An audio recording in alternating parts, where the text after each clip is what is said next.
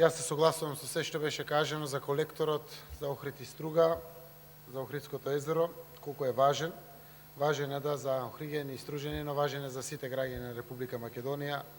Охридското езеро е нашиот бисер, нашата гордост и од таа причина уште пред неколку години како шеф на опозицијата повика власта да направи чекор, охрабрен со наша поддршка како опозиција да му се помогне на Охрид и на Струга во делот на решавањето на колекторот и проблемот и со враќањето на парите кон државата поради МЕА програмата, но и со севкупното управување на колекторскиот систем во Охрид. Точно е, имаме проблеми. Тие проблеми се посебно видливи од мештаните најмногу, кога ќе дојдат големите дождови. Тие прават притисок на самиот колекторски систем и секаде каде што не пукнат, се гледат напукнатините и излегуваат самиот колектор, тоа што не е дозволиво да излегува и тече по Охридското езеро. Тоа го кажувам за да биде алармот уште поголем, а да ја потврдам нашата сериозност исто така за посветеност на оваа прашање. Јас со претходните градоначалници на Охрид и на Струга одржав состанок. Ние веќе ги знаеме комплетните бројки.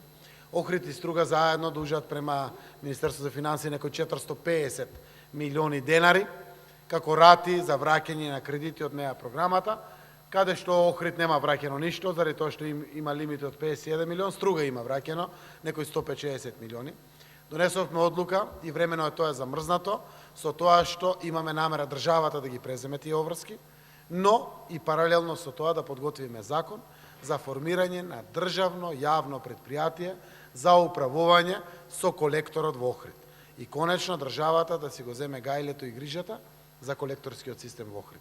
Преку него, не само преземањето на грижата за Охридското езеро, со управувањето со колекторот, ја преземаме обврската за реконструкција и надградба.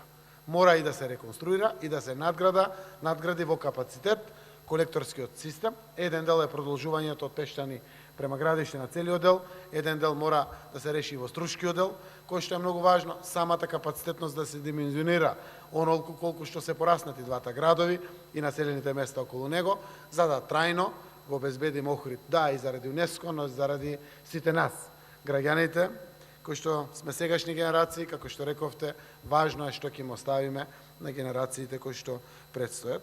Ја користам приликата само, знаејќи нашата намера, веќе се јавија доста донатори кои што сака да помогнат. Имаме грантови од неколку земји од Европската унија, имаме ипак компонентите се отворена можност и на крајот на денот постојат и меки или ефтини кредити, токму за овие намени.